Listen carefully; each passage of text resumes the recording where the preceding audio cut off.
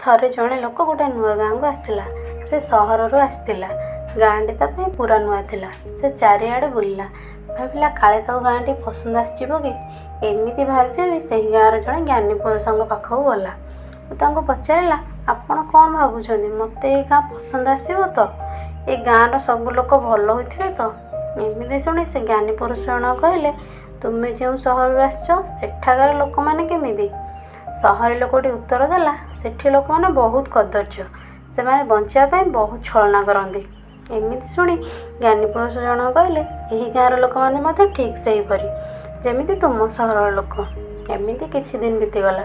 ପୁଣି ଜଣେ ନୂଆ ଲୋକ ସେ ଗାଁକୁ ଆସିଲା ଓ ସେ ଜ୍ଞାନୀ ପୁରୁଷଙ୍କ ସେ ସମାନ ପ୍ରଶ୍ନ କଲା, ଏ ଗାଁର ଲୋକମାନେ କେମିତି?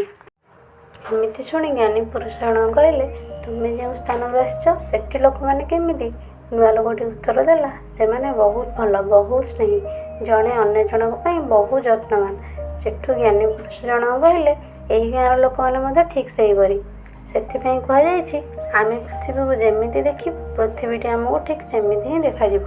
ସେହି ଭଲ ପାଇବା, ସେହି ଆନ୍ତରିକତା ସେମିତି ହିଁ ରହିବ।